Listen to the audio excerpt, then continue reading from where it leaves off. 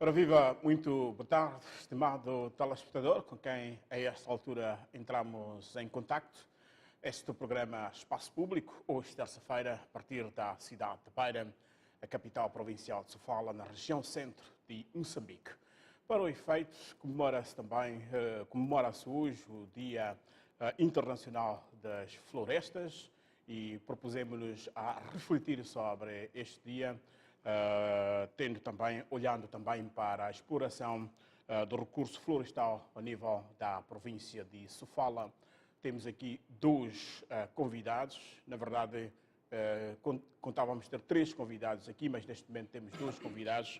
Falo nomeadamente do engenheiro Silvestre dos Santos, que é representante do setor de florestas e fauna bravia da província de Sofala. Também está aqui nos nossos estúdios o senhor Rodolfo Hassan, que é representante da Agência de Desenvolvimento Local, um órgão da sociedade civil. E tínhamos também em vista aqui a presença do senhor Abdul Majid, que é o presidente da Associação dos Concessionários de Sofala, mas à última hora anunciou a sua ausência do programa por razões de saúde. Vamos então refletir neste momento acerca do Dia Internacional de Florestas e também da exploração do recurso florestal em Sofala. A província de Sofala tem um potencial florestal enorme e neste dia em que celebramos o Dia Internacional de Floresta, gostava primeiro, antes de mais, saber os propósitos que ditaram ou que levaram à instituição desta data no dia de hoje, 21 de março. Sr. Silvestre. Muito obrigado. Quero agradecer, em primeiro lugar, à Televisão de Moçambique por ter convidado a Direção Provincial de Terra, Ambiente e Desenvolvimento Rural para participar nesse espaço. Também dizer que este dia que hoje celebramos como Dia Internacional de Florestas é um dia que já em 1872, estou a falar pela ocasião, foi a primeira iniciativa levada a cabo por um cidadão norte-americano. Dali em diante foi-se comemorando esse dia, mas antes, em 2012, as Nações Unidas, através de uma resolução, acabou decretando o 21 de março como Dia Internacional das Florestas. E em 2013 foi o primeiro ano em que internacionalmente começou-se a ser celebrado. Então, alusivo a esta data, há várias atividades que estão a decorrer durante a semana, com palestras para reflexão sobre o dia, sobre a importância das florestas. Estamos a promover com parceiros locais várias atividades sobre esta data. E quero já, aqui a partir da Televisão de Moçambique, da Delegação da Beira, deixar o apelo para que todo o povo moçambicano faça a sua parte, plantando uma árvore em cada ano, no seu bairro, no seu quintal, no seu quarteirão, para que possamos ter um planeta, uma terra que nos dê muita vida. Muito bem. A Assembleia Central está a ter lugar na província de Nampula, norte de Moçambique. Aqui, ao nível da província de Sofala, o que é que foi preparado para a comemoração do dia? Exatamente.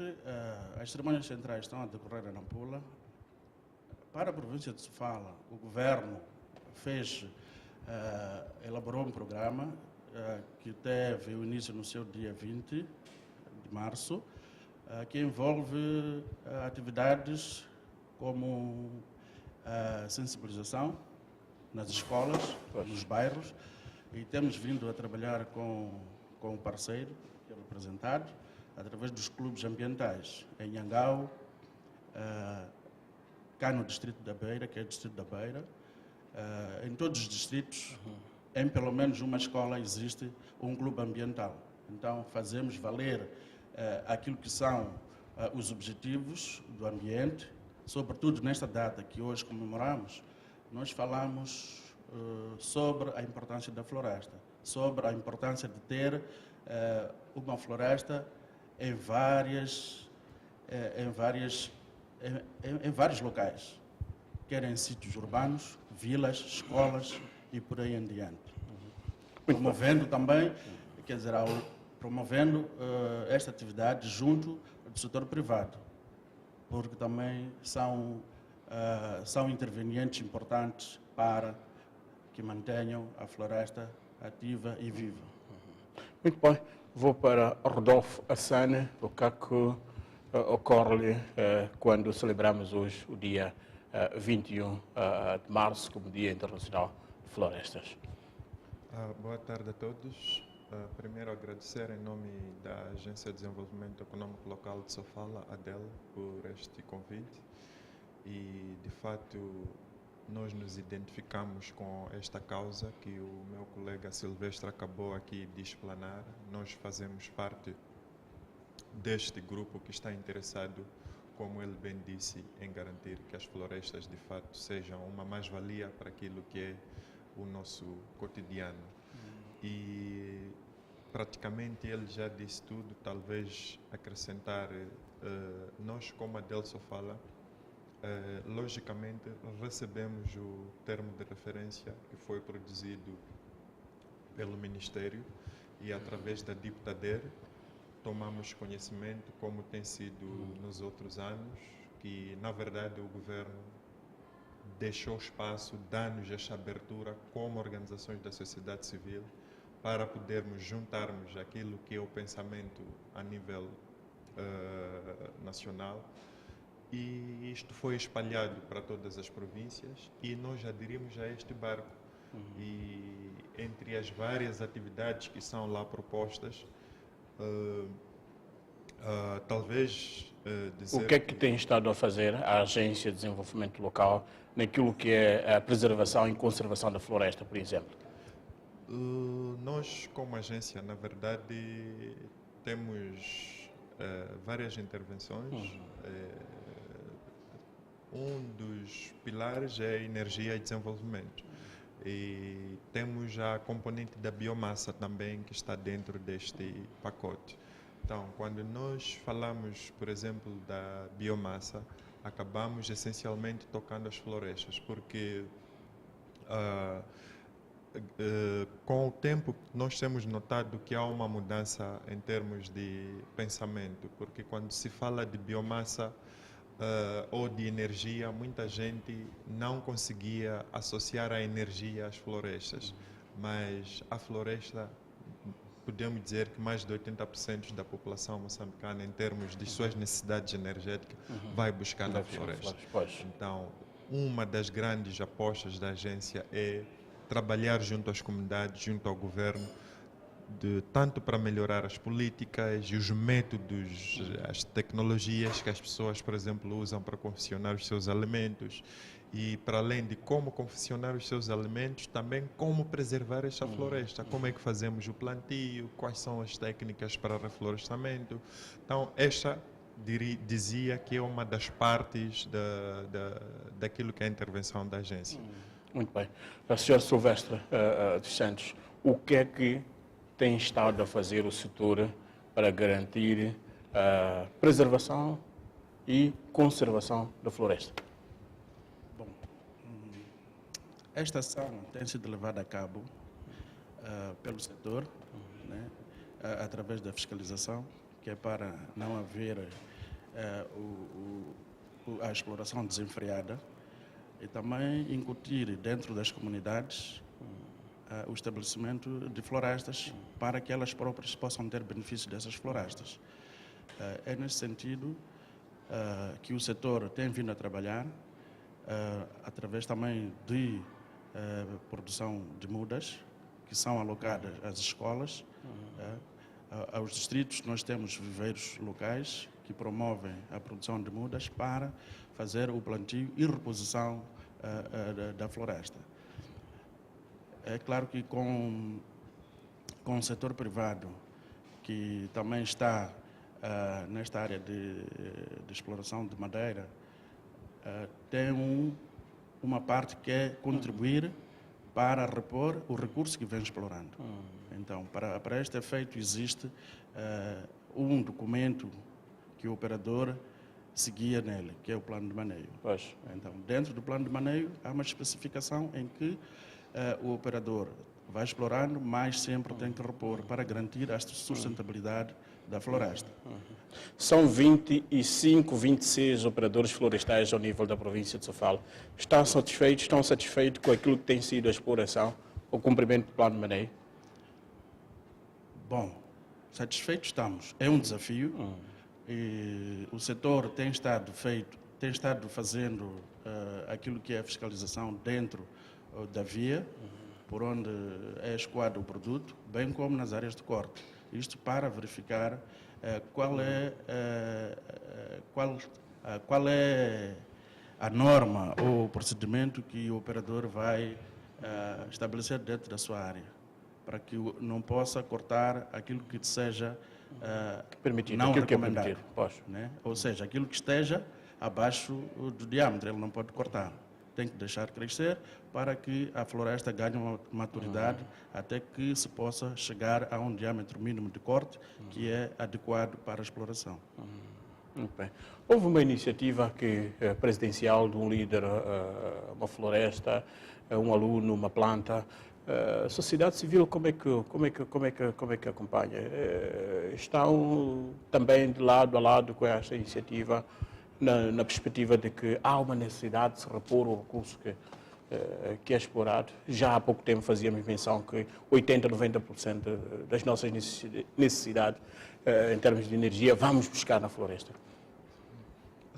Bom, primeiro dizer que o governo já está a fazer a sua parte, mas talvez a sociedade civil seja necessário aqui aclarar que ainda há muito por se fazer, porque o raciocínio lógico e simples, que não precisa de nenhuma ciência, é quanto recurso já foi tirado destas comunidades e o que elas ganharam com isso.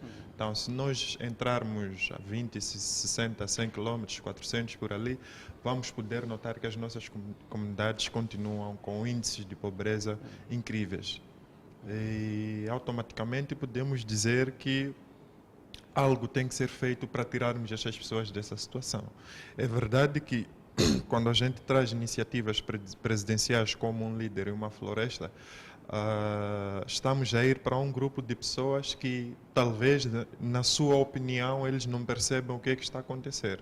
Então há aqui um trabalho de sensibilização para fazer essas pessoas entenderem que, na verdade, isto vai ter um benefício para eles, independentemente de repararmos para a parte econômica, porque é como se tem dito, se estou na minha casa, não quero fazer a limpeza, quem vai ficar prejudicado, quem vai adoecer, quem vai viver com os ratos sou eu.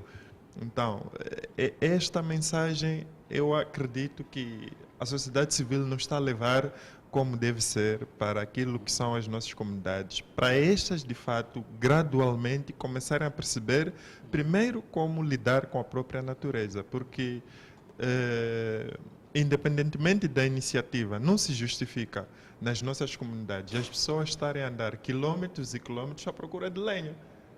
Então, esta iniciativa, podem as pessoas pensar, ou alguns dizer, isso é mais uma maneira de nós plantarmos madeira para eles virem levar, mas onde é que ele vai buscar a lenha hoje? Onde é que ele vai buscar o carvão? Então, esta informação toda nas comunidades ainda está difusa.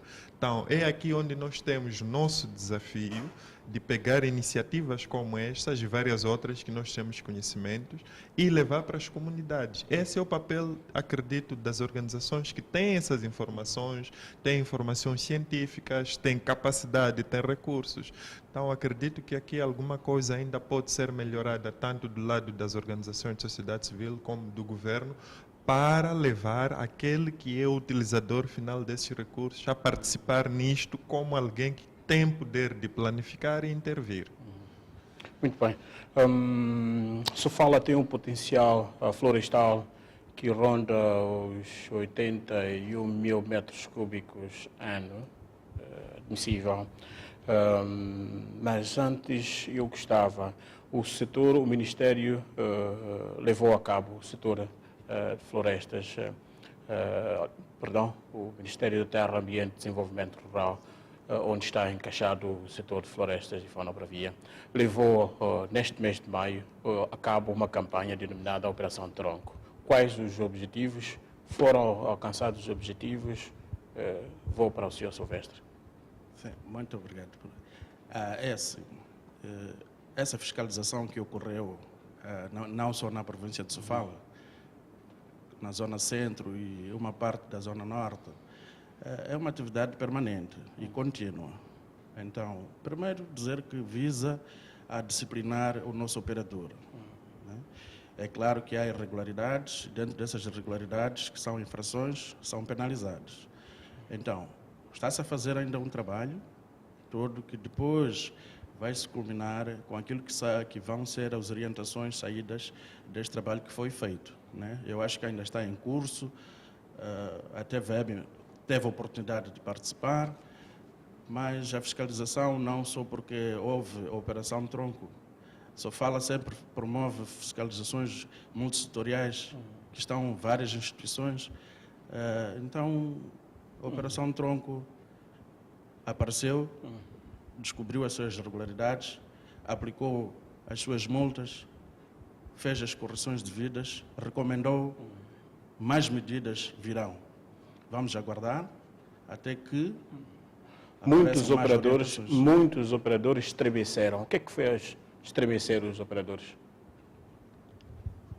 Bom, penso que esse estremecer que aqui o jornalista acaba de dizer, é claro, vem uma brigada, é uma operação.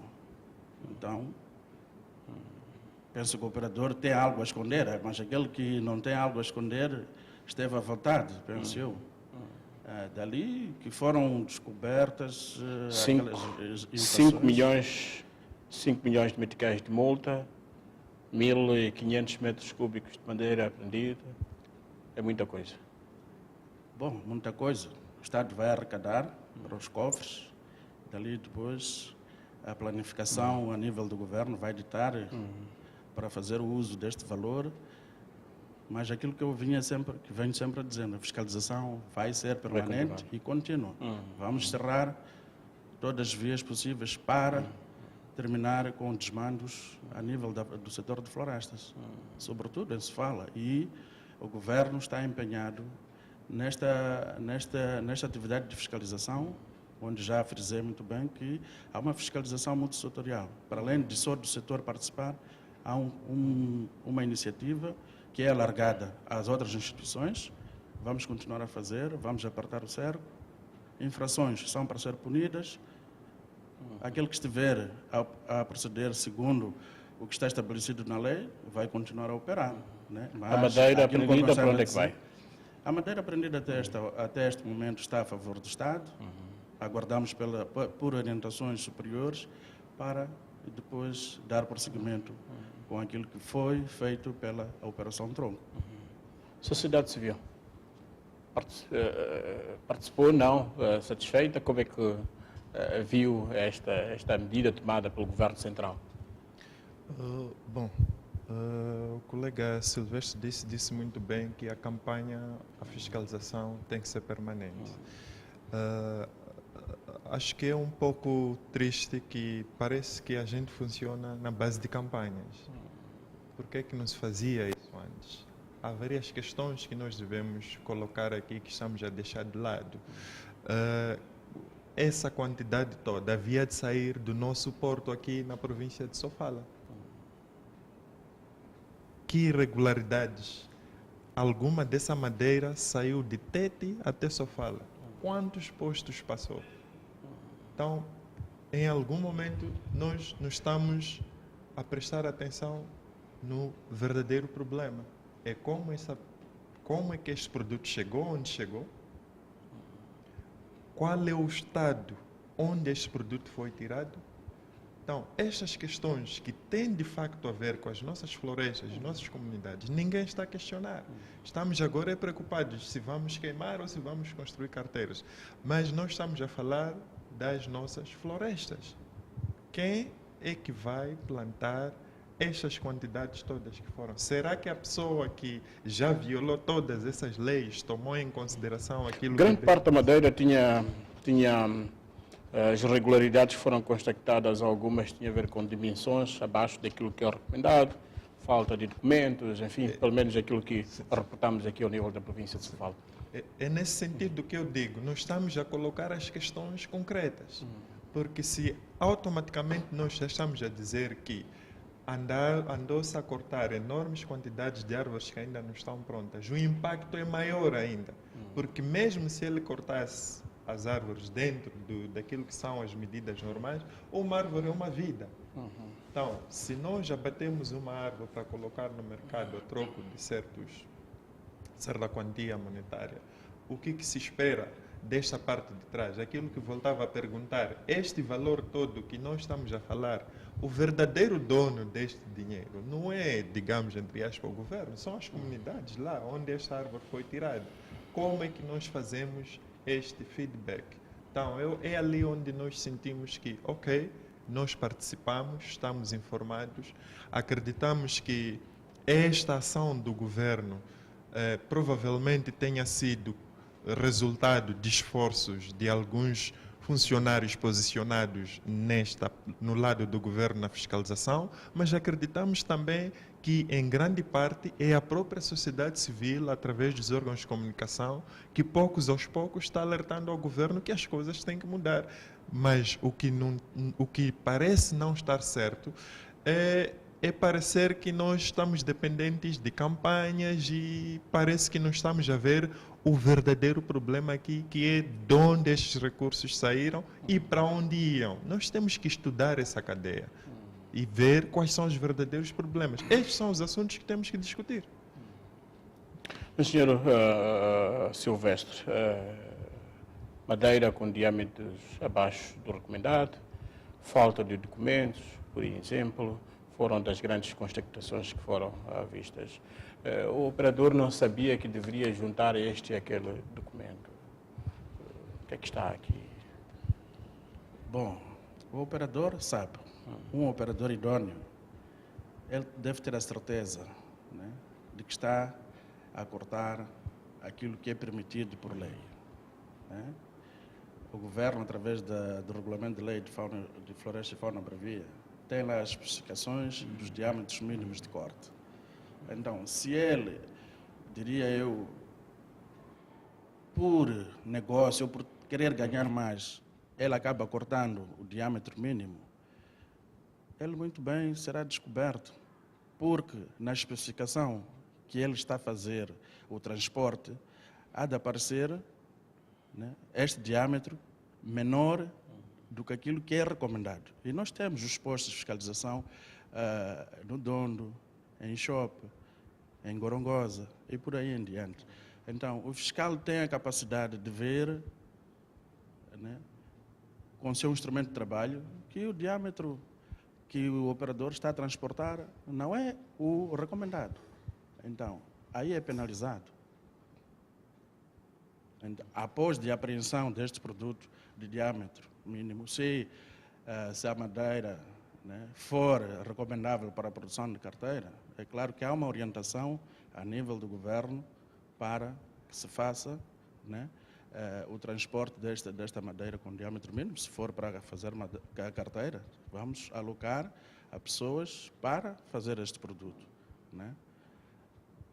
Agora, não podemos também sempre admitir que ocorra, né, esse tipo de irregularidade várias vezes ou com frequência com o mesmo operador.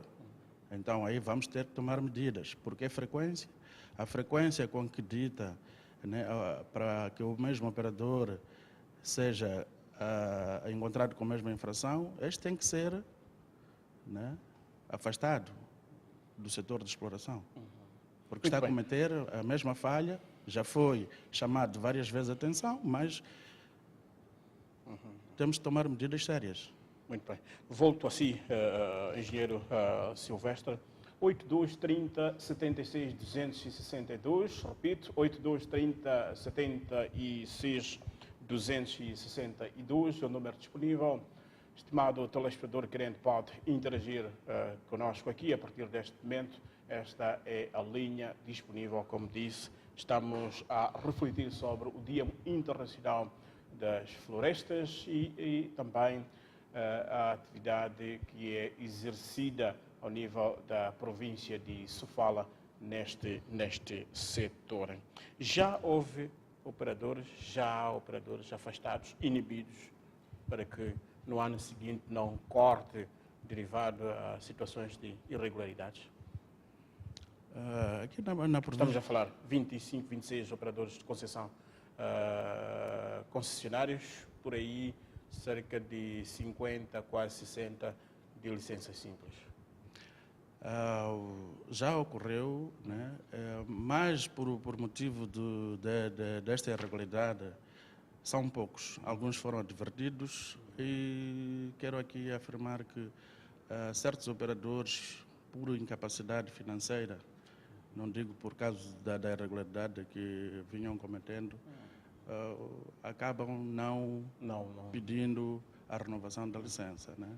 Muitas das vezes aparecem a dizer que, há insuficiência de recursos. Engenheiro, abrimos as linhas, vou pedir e vai ser assim nos próximos 5 minutos, 10. Obrigado. Vamos a Marávia, província de Tete, para atender o senhor Augusto. Boa tarde. Boa tarde. Está a participar o senhor Augusto e é bem-vindo. Obrigado. A sua questão, vou lhe pedir mesmo que seja breve, por favor. Boa tarde. Eu pensamos. Eu queria contribuir em relação a esta exploração de madeira. Alô? Sim, está a participar, pode deixar. Eu queria contribuir em relação a esse debate de madeira. A minha ideia, ou como proposta, era que essa madeira fosse vendida. A minha proposta era que essa madeira fosse vendida. Sim. E esse dinheiro de venda dessa madeira retribuir ao distrito onde foi explorado. Muito dinheiro bem. voltar ao distrito onde se explorou. Sim. Para o bem da população e para o reaproveitamento da própria floresta. Sim. Muito obrigado. Muito obrigado, senhor Augusto, penso isso, falou-nos de Marávia, província de Tete. Sim, engenheiro, vamos depois responder a essas questões, exatamente. Eu colocava ali a questão aqui. Uma das coisas que depreendemos pura e simplesmente, os operadores fecharam as portas, encerraram as portas. Por quê? Por causa do nível de irregularidades que tem na Operação Tronco. Abandonaram por completo, fechado, férias, não está, enfim, foram várias razões porque a equipa ia lá visitar. Sim, jornalista Julião, é o seguinte, né? Uma operação, diria uma operação relâmpago, né? Como aconteceu, provavelmente foram apercebendo-se que estava a ocorrer a fiscalização e algumas empresas acabaram por fechar as portas, né? As razões dessa tomada de decisão, provavelmente só eles é que podem fazer o pronunciamento, né? Porque quando há esse tipo de atividade e está a decorrer, é claro que, né, não se avisa e é uma atividade de rotina. Nós não podemos dizer hoje vamos... Volta-se a estes operadores, estes que estão com as portas fechadas? Voltam porque eles estão em atividade. Né? Penso eu, porque a TVM esteve presente, constatou esta situação no momento em que estavam a chegar. Né? Então, depararam com a informação, estamos de férias, os outros até acabaram pondo 28 ou 29 de fevereiro, mas que no calendário não aparece essa data.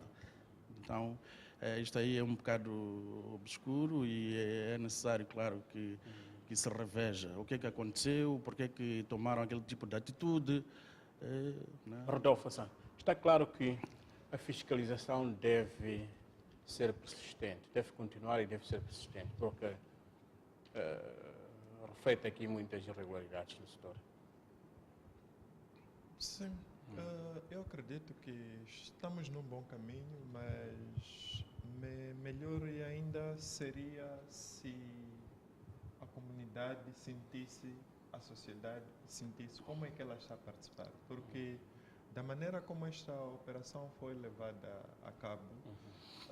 Eu vou pedir a minha realização para colocar o número de telefone para o estimado telespectador poder participar, porque a partir deste momento já abrimos as linhas e efetivamente não tendo o número no rodapé fica difícil. Sim, sim.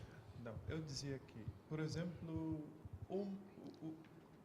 os processos têm que ser transparentes, participativos, para que... Por que eles fecharam as portas? De certeza que eles em algum momento até sentem-se com algum direito de fazer isso.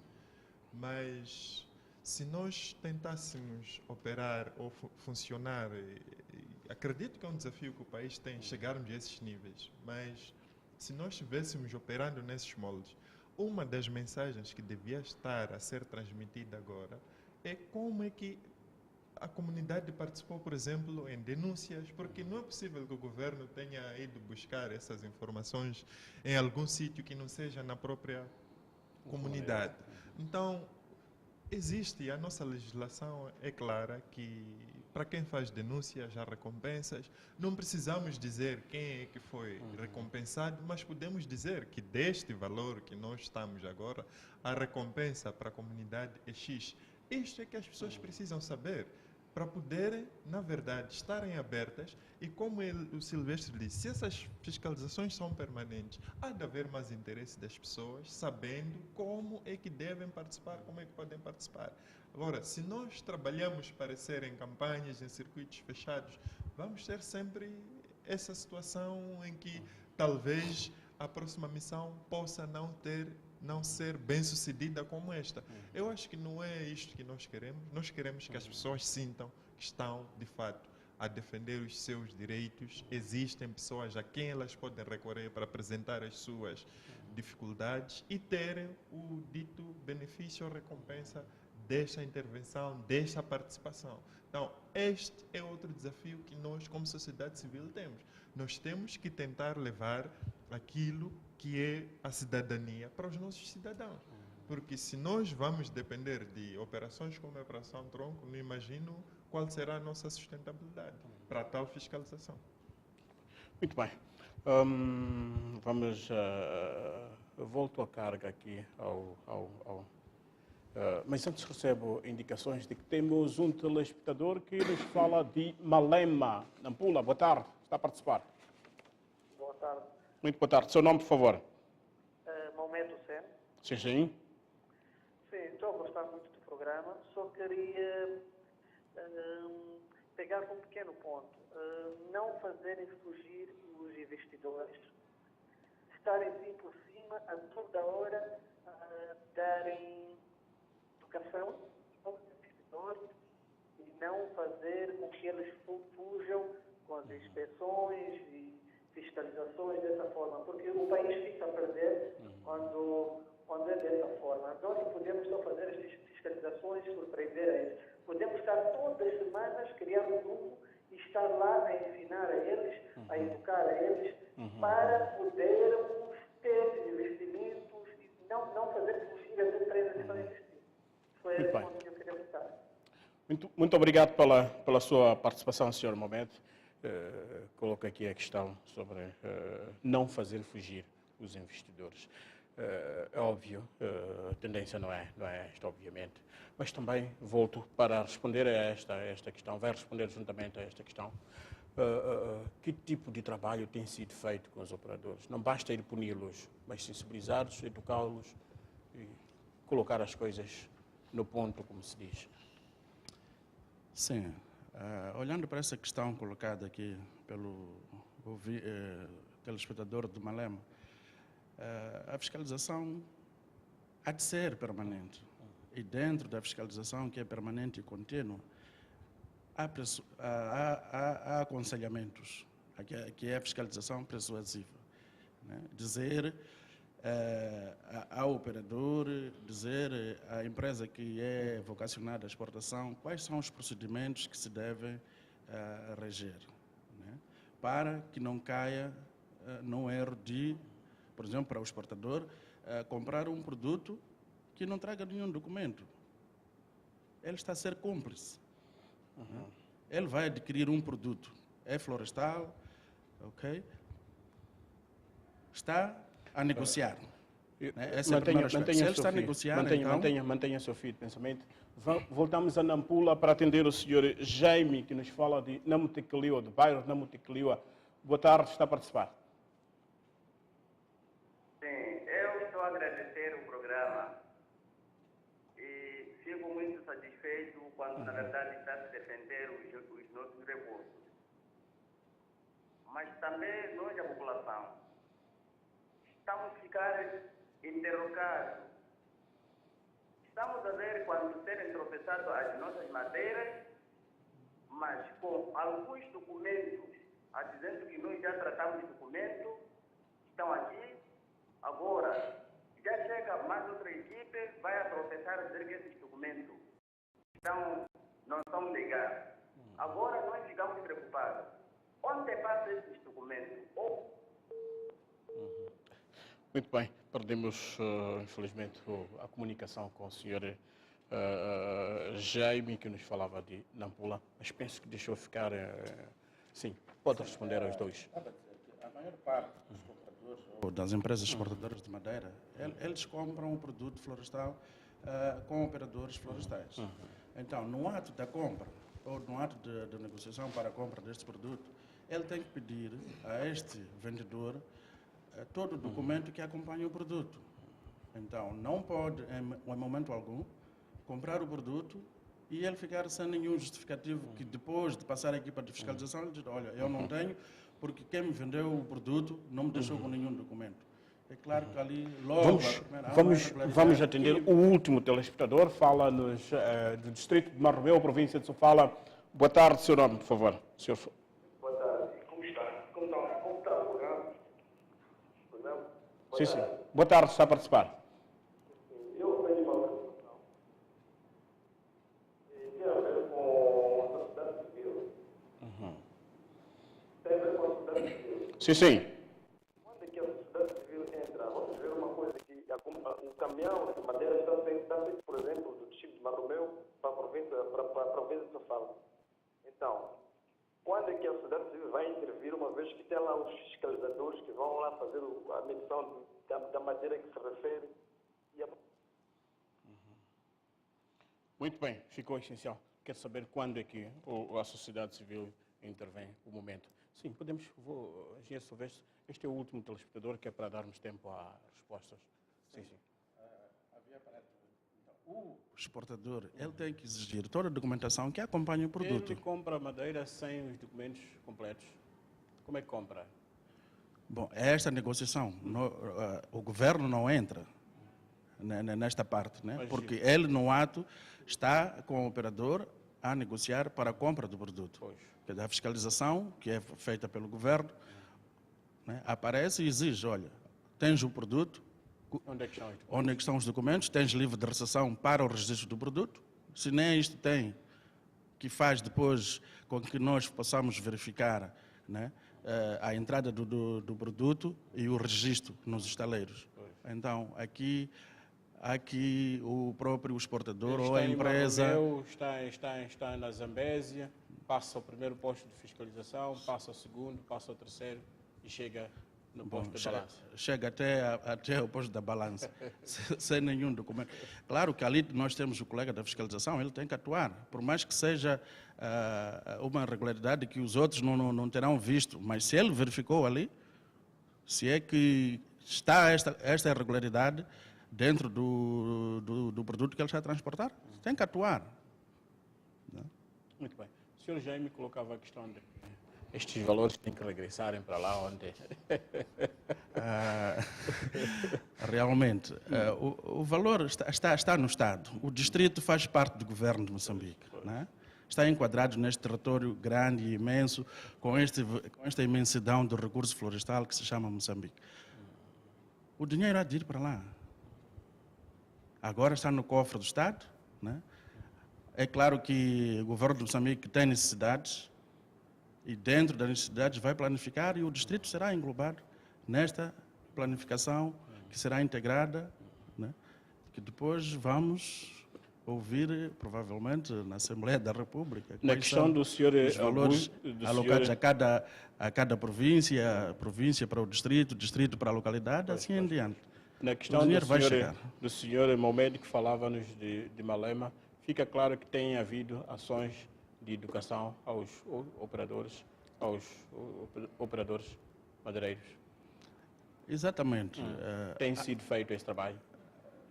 Esse trabalho tem sido feito com parceiros, né? Não só a DEL, tem a WWF, tem a ITC, entre vários outros, a ORAM, não sei o quê, que participam, né? Para a consciencialização dos operadores, em função daquilo que está legislado.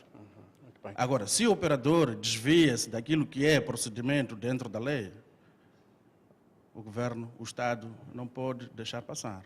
Vamos Aquilo penalizar. que é a madeira, que é, por lei, está inibida de ser, que haja corte. Ao nível da província de Sofala, não temos situações de exportação de madeira proibida. A exportação de madeira, com relação a esse aspecto, bom, já houve um levantamento com relação ao pau preto. Né? Então, há um procedimento que estão a respeitar os operadores? Os exportadores estão a respeitar, submetem o seu pedido aos serviços, esse depois o expediente é encaminhado a sites para Maputo para autorização, né? Porque desde o ano passado já é interdita a exportação do pau preto. Muito bem. Rodolfo Hassan, Adel, uma questão aqui colocada pelo telespectador de Marrobeu. Exatamente. Dizer que a participação da sociedade civil tem tudo a ver com a cidadania. Se o cidadão não tem esta educação de participar, o governo já demonstrou que quer que a população participe desses processos. É tão simples, por exemplo, nós repararmos para Marromeu, irmos para lá e irmos, por exemplo, para o Comitê de Gestão de Recursos Naturais, que foi eleito para representar a comunidade de Marromeu. Nós vamos perguntar a este comitê, os representantes daquela comunidade, por exemplo, estão aqui a ver caminhões de madeira, pedras, vossos recursos naturais a saírem. Vocês têm algum dos contratos destas grandes negociações? Eles não têm. Isso não é um problema de fora, esse é um problema de dentro. Mas há uma necessidade de estarem organizados. Sim, é ali onde a sociedade civil é chamada para educar esta gente, que vocês têm alguns direitos. A partir do momento que um comitê, por exemplo, tem acesso a todos os contratos, por exemplo, que estão nos serviços provinciais sobre a exploração de madeiras, ou estão na direção de recursos minerais, a partir do momento que eles têm estes contratos, vão precisar de instruções de como fiscalizar. Dizia aqui um dos ouvintes que aparecem com documentos falsos e, afinal, de onde é que vem? É simples. Se eles têm troca de informação com o governo, não vamos passar por isso. Eles simplesmente têm que saber quem são as pessoas que estão autorizadas. Nem precisamos de trabalhar com documentos. Então, é esta parte onde nós, como sociedade civil, temos que nos educar, perceber o que está instituído, o que está legislado e fazer valer.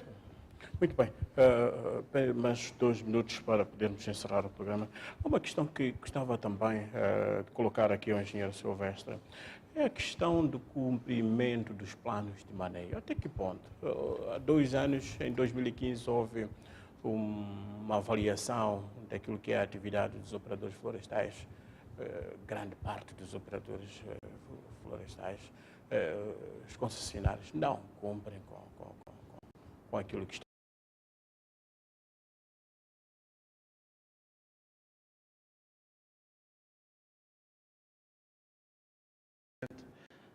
Fez a avaliação e para a autorização da exploração florestal nós deveríamos seguir todos os procedimentos que estavam inscritos nesta avaliação. Né? Foram avaliados, continuamos ainda a acompanhar este processo. Né? É claro que nenhum operador que queira ser concessionário, ele tem requisitos a seguir, né? Tem que ter uma indústria na área do corte ou na cidade, né? E também tem que ter o seu plano de manejo em dia. Agora estamos já a querer chamar a atenção a todos os operadores concessionários para que atualizem os seus planos de manejo, sobretudo aqueles que já têm... 2017, 2018, este é o Não. período? Ou é este ano é que Não, tem que... para concessões florestais, concessões. nós temos que fazer um levantamento de todas aquelas que já passaram o limite, que serão 3 anos. Então, vamos elaborar Rever. uma carta, uma nota ao concessionário para que ele renove o seu plano de manejo. Muito bem. Né? Agora, para as licenças simples, estas aqui, em função do decreto 30/2012, de 1 de agosto, tem ainda a sua vigência até 2018. Por aí. 2018, Então, exatamente. depois terão que Engenheiro, também renovar. Engenheiro, não gostava de fechar o programa sem também colocar-lhe uma questão. A pressão dos recursos, tendo em conta a questão da busca de lenha, carvão, enfim, como é que a agricultura itinerante, que é outro grande problema, como Sim. garantir que haja aí esta exploração, mas, no entanto, sem. O governo está a trabalhar neste sentido para mitigar este efeito. Né? E para esta situação, nós contamos com o envolvimento de forma integrada com a sociedade civil, com os comitês de gestão de recursos naturais, com os produtores, né? Com os camponeses. Porque fazer agricultura itinerante, muitas das vezes, acabamos depois empobrecendo o solo. Né? Porque deixamos o solo exposto à grande incidência dos raios solares e a umidade vai, claro, diminuir. Mas também apelamos, né, esses mesmos produtores para que façam sistemas silviculturais, Rodolfo de modo Assane. que, Rodolfo né, Assane. incluindo até a agricultura de conservação. Nota-se que as pessoas estão preocupadas hoje apenas e amanhã não. Como é que salvaguardamos isto? Já estamos sem tempo. Bom, é um trabalho melhorar a coordenação entre os diferentes atores que estão envolvidos nisto e, sobretudo, tomar em consideração toda a cadeia, porque nós não vamos atacar só as comunidades. Nós sabemos que estamos a falar de vários recursos, mas se formos a pegar o recurso madeireiro, sabemos que ele começa a nível das comunidades e termina com a exportação no porto. Então, o que temos de fazer aqui é lutarmos para garantir que esta nossa madeira é processada localmente, que ela sai legalmente, os ganhos que tivermos daí vamos usando para investir no melhoramento da agricultura e vários outros setores. O novo ano de corte inicia já no final deste mês. Vamos ter alguma inovação, alguma questão nova? Bom, dizer aqui, caro jornalista, que a campanha começa em 1 de abril, né? Agora estamos em período de defeso, só se está-se a escoar aquilo que é produto em instância, né? Que foi cortado na campanha passada. Até 31 de março todos os operadores devem tirar. Né? Sei que está, por causa das intempéries, muitos operadores aparecem a pedir aos serviços para que se prorrogue, mas, bom, tudo isto vai depender daquilo que são realmente os fatores climatéricos e vamos averiguar e depois, em consenso, no momento oportuno, no coletivo, quer a nível da província ou a nível nacional, para decidir se haverá ou não prorrogação da retirada do produto em instância. Silvestre dos Santos, representante do setor de floresta e fauna para Via de Sofala, Rodolfo Assane, da Agência de Desenvolvimento Local, também na província de Sofala. Quero profundamente agradecer a vossa presença aqui nos nossos estúdios.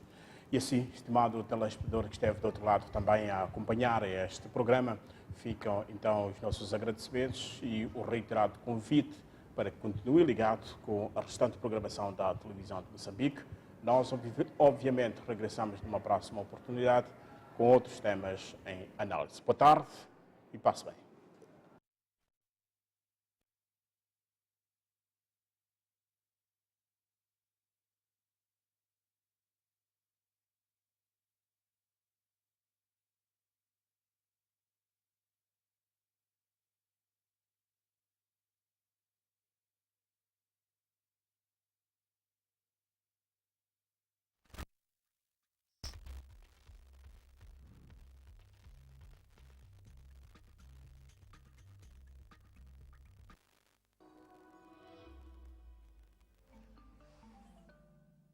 parabenizar a televisão de Moçambique pela iniciativa para a criação deste canal internacional que vai beneficiar não só Moçambique, mas a África no geral. Dizem que se tu caminhas sozinho vais mais rápido, mas se tu caminhas em equipe